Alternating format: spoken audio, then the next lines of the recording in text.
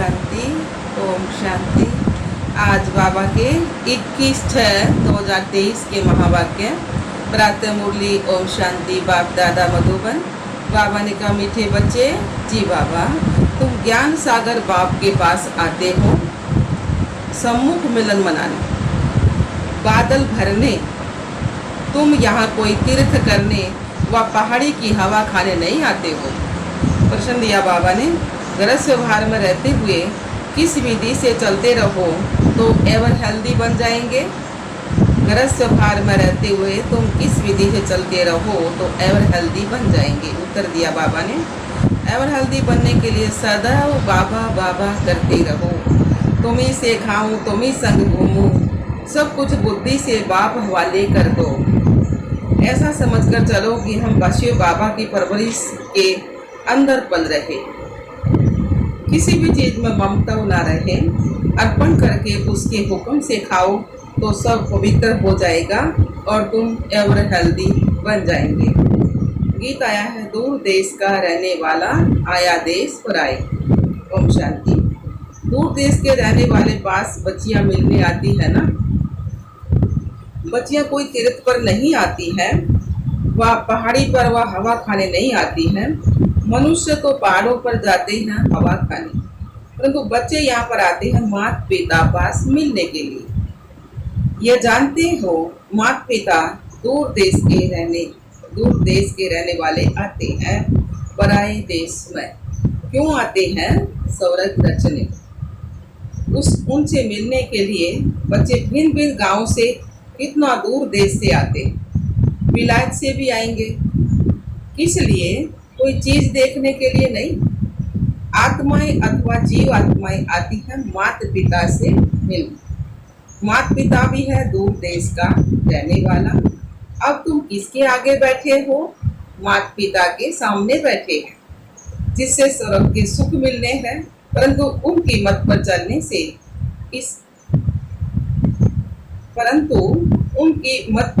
से इसलिए श्रीमत का इतना गायन है। भगवानुवाद श्रीमत गाई हुई है, ब्रह्मा विष्णु शंकर की श्रीमत का गायन नहीं है। सबसे श्रेष्ठ माता पिता है जिसका गायन करते हैं। इस सृष्टि के रचयिता माता पिता का आह्वान करते हैं कि इस छी पतित दुनिया में आओ और हमको पावन बनाओ। अब वह पराये देश में आया है। तुम भी पराये देश में बैठे हो, हम भी रावण के देश में बैठे। बाबा ने कही, रावण का देश है। यह अक्कासुर बक्कासुर पूतना है, सुरपन खाए हिरण्याकश्यप आदि सब इस सृष्टि के मनुष्यों के नाम है ना। ये असुरों का कोई दूसरा रूप नहीं है, ना देवताओं का कोई दूसरा रूप है, न चार भुजाएं हैं। है तो वह भी मनुष्य है और देवताएं भी मनुष्य है, परंतु देवताओं का पावन देश में पुनर्जन्म था। सतयुग में पुनर्जन्म था ना। सतयुग त्रेता जैसे ईश्वर का घर है। स्वर्ग में आते हो तो अपने घर में आते हो ना। अब तो पराये घर रावण के घर में है, तो बाप आकर तुमको रावण के घर से छुड़ाते, लिबरेट करते। आधा कल्प तो तुम माया के देश में पुनर्जन्म लेते रहते हो ना। सतयुग त्रेता में तो राम राज्य अर्थात ईश्वर का राज्य है ना, क्योंकि ईश्वर ने स्थापन किया है। आधा कल्प वह पुनर्जन्म लेते आई सतयुग त्रेता में, आधा कल्प फिर रावण के राज्य में पुनर्जन्म लिया। अब बच्चों को समझ पड़ी है कि हम किसके सामने बैठे हैं। यह टीचर भी है, सतगुरु भी है। तुम माताएं भी टीचर हो, सतगुरु भी हो, तुम भी पढ़ाती हो मनुष्यों से देवता बनाने के लिए। बाबा ने कितना ऊंचा टाइटल दे दिया बच्चा का भी। अब तुम माताएं भी टीचर हो, सतगुरु भी हो, तुम भी पढ़ाती हो मनुष्य से देवता बनाने के लिए। अब तो तुम आसुरी संप्रदाय से देवी संप्रदाय बन रहे हो। तुमको कांटों से फूल बनाने इस रथ पर बाप सवार हो आए है ना। कौन से रथ पर? ब्रह्मा बाप के रथ पर सवार होकर आए हैं। यह तो बच्चों से मिलन और देश, यह तो बच्चों से मिलने और देशों में भी जाते हैं, क्योंकि चैतन्य ज्ञान सागर है ना, जड़ सागर तो नहीं है जो डुबो दे। यह चैतन्य है, गायन है ना, आत्मा परमात्मा अलग रहे बहुघात। तो परमात्मा भी आते हैं, उनसे मिलने आत्माएं भी आती हैं। कहाँ कहाँ से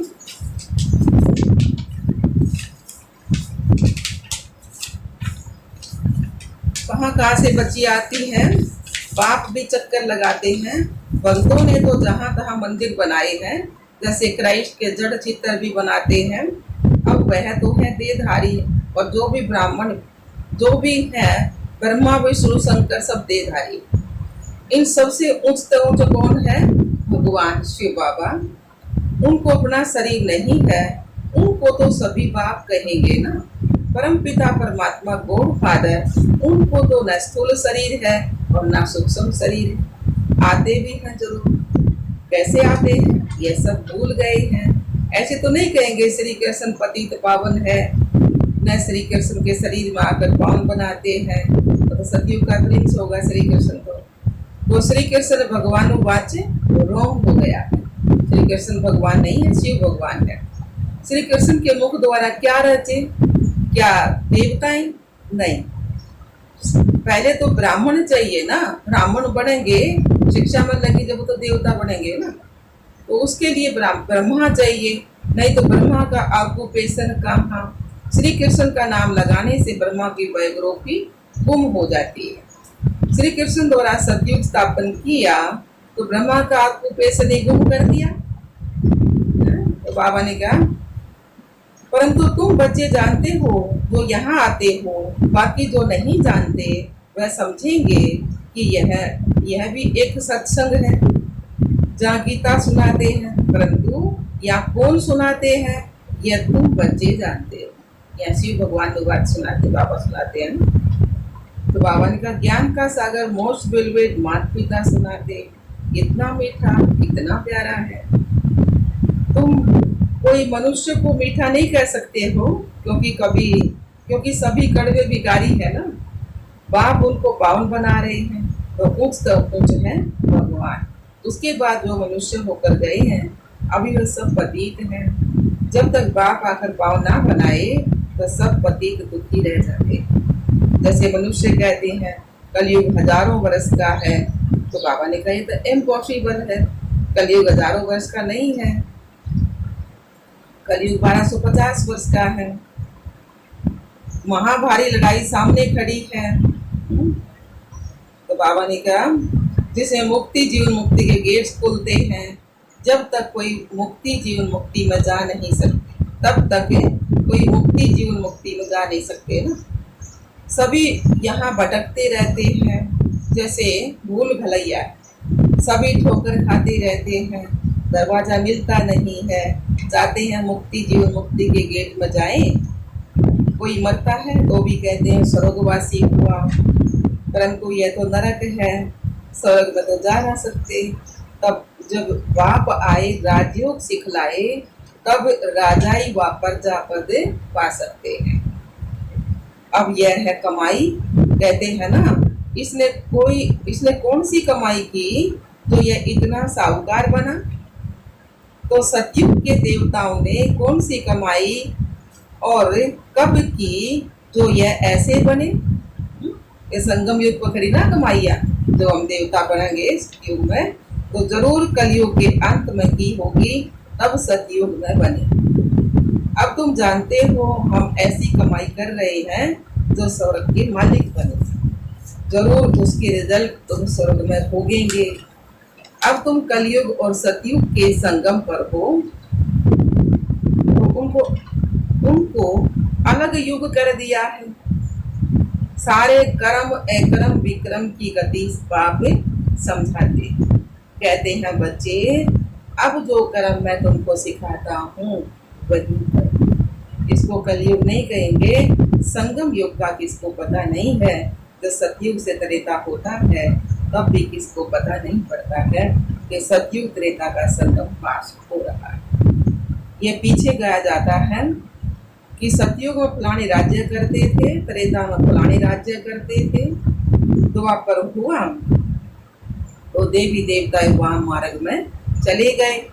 तो यह सब अब तुमको पता पड़ता है। ब्रह्मा बाबा ने ना भी रखा कुछ भी, नाम नहीं कुछ नहीं पता था ना, अब पता पड़ता है। यह ज्ञान और कोई में नहीं है। तुम भी वर्ल्ड की स्टेजोग्राफी पढ़ते हो, तुम्हारे पास एम ऑब्जेक्ट है। जो भी दुनिया में गीता पाठशालाएं हैं वहाँ वेद शास्त्र सुनाते हैं, एम ऑब्जेक्ट कोई नहीं है। स्कूल कॉलेज को पाठशाला कहते हैं, वह पढ़ाई फिर भी सोर्स ऑफ इनकम है। तो तुम्हारे पास एम ऑब्जेक्ट है कि इस पढ़ाई से पावन पर मुक्ति धाम में जाएंगे, फिर वहां से पार्ट बजाने सतयुग में आएंगे। तुमको सतयुग के से कलयुग तक कौन सा पार्ट बजाना है वह सारा पता है। तुम बादल यहाँ आए हो भरने के लिए, 21 जन्म के लिए सोर्स ऑफ इनकम बना लो। कितनी ऊंच पढ़ाई है, तो पढ़ाने वाला भी ऊंच तो ऊंच भगवान एक है ना। बाकी तो सब है बहन भाई, ब्रह्मा सरस्वती शंकर पार्वती विष्णु सब इनके बच्चे। बच्चों से वर्षा नहीं मिल सकता। वर्षा किससे मिलता है? बाप से मिलता है। जो जैसा पुरुषार्थ करेंगे वैसा वर्षा मिलेगा। और पुरुषार्थ कितना सहज है। अच्छा, इतना ज्ञान नहीं सुना सकते हो तो 3 पैर पृथ्वी का लेकर छोटे कमरे में गीता पाठशाला खोल दो, बोर्ड में लिख दो, आकर बाप से 21 जन्मों के लिए वर्षा लो। छोटा बोर्ड ही लगाओ, उसमें लिखो कि 21 जन्मों के लिए स्वर्ग की बादशाही तुम्हारा ईश्वरीय जन्म सीधे अधिकार है। कल आकर पूछो, तुम जिसको माता पिता कहते हो वह तो जरूर स्वर्ग का रिश्ता है, तो तुमको जरूर स्वर्ग का वर्षा मिलना चाहिए। वह कहते हैं निरंतर मुझे याद करो और सबको भूलो, इनके साथ रहते हुए सामने देखते हुए बुद्धि वहां लगानी। तो बाबा का फरमान मिलता है तो सिर पर रखना चाहिए ना। बाप ऑर्डिनेंस निकालते हैं, बच्चे अब विष का धंधा बंद करो, और कोई से बात नहीं करते, बच्चों को ही समझाते। बाहर वाला तो यहाँ सभा में कोई बैठ भी नहीं सकता जब तक 7 रोज आकर ना समझे। कहानी है ना, इंद्रप्रस्थ में पुखराज पर एक पतित मनुष्य को ले आई तो उनको सजा मिल गई। तो यह कायदा नहीं है, जब तक 7 रोज भट्टी में नहीं डाला है, भट्टी में शौच होने बगैर नहीं बैठ सकते। हाँ, कोई बड़े मनुष्य मिलने को आते हैं, सुनते तो है ना, वो सुबह का क्लास देखें तो ऊपर से पूछकर श्रीमत से बताते, देखते हैं अच्छा है, उल्टा नहीं उठाएगा तो उनको थोड़ा पहले समझा जाता है, फिर आने की छुट्टी देनी पड़ती है। तुम सबको समझाओ कि यह हमारे माता पिता हैं जिससे स्वर्ग के सुख मिलते हैं, और यह बाप टीचर सतगुरु तीनों है। तुमको जैसे 3 इंजन मिले हैं तो इसी समय तीनों इकट्ठे मिलते हैं, वहां तो अलग अलग मिलते हैं। सतयुग में भी अलग अलग मिलेंगे और अब भी अलग अलग। तो बाबा ने कहा पहले बाप फिर टीचर, वृद्ध अवस्था में फिर गुरु करते। तुम अब किसकी परवरिश के नीचे हो ना, तुम अब किसकी परवरिश के नीचे हो? शिव बाबा की, क्योंकि तुम्हारे पास जो कुछ भी है वह शिव बाबा को अर्पण किया। तुम्हारी परवरिश जैसे कि शिव बाबा के भंडारे से होती है। तुमने अपना सब कुछ शिव बाबा को दान दिया है, अब उनसे ही तुम पलते हो। कितना पवित्र अन्न मिलता है, ऐसे कभी होता नहीं। जो कोई धर्म दान करे उससे ही उनकी परवरिश हो। अब उसमें दान करे उससे परवरिश हो, ये कहीं नहीं होता ना। वह तो जिनको दान करते वह खा जाता है, या तो तुम शिव बाबा को देते हो तो कितना पवित्र बन जाता है। इससे तुम्हारी ही तो परवरिश होती है। बाप कहते हैं घर में रहकर ऐसा समझो सब कुछ बाबा का है। ऐसे समझ खाते हो तो हूबहू तुम शिव बाबा के भंडारे से खाते हो। इसमें कोई ममता नहीं है। बाप का समझते हो, बाप का दिया हुआ है, बाप को अर्पण किया हुआ है, उनके हुक्म से खा रहे हो। बल बैठा घर में है, परंतु शिव के भंडारे से खाते। कहते हैं ना, तुम ही से खाऊं, तुम ही से घूमूं, बाबा बाबा कहने से उनसे योग लगा रहेगा, उनसे योग लगा रहेगा और हेल्दी बन जाएंगे। यह है हेल्दी बनने की सेनेटोरियम। उस सेनेटोरियम में सारी आयु थोड़े ही रहते हैं, थोड़ा टाइम रहकर चले जाते हैं। यहाँ तो तुम बैठे हुए हो और हेल्दी के जन्मों के लिए बनते हो। यहाँ आते हो किस लिए? आधा कल्प के लिए, ever healthy, ever wealthy, ever happy बनने। इस ख्यालात से आते हो ना। यहाँ हवा खाने के लिए, तीर्थ खाने के लिए नहीं आते हो ना। यहाँ आते हो शिव बाबा के पास। बाप भी आते हैं पराये देश, पराये तन में। तो गीता जो गाई हुई है कुछ तो राइट होगा ना। आह्वान करते हैं बाप के आने के लिए, तो जरूर उनको पतित से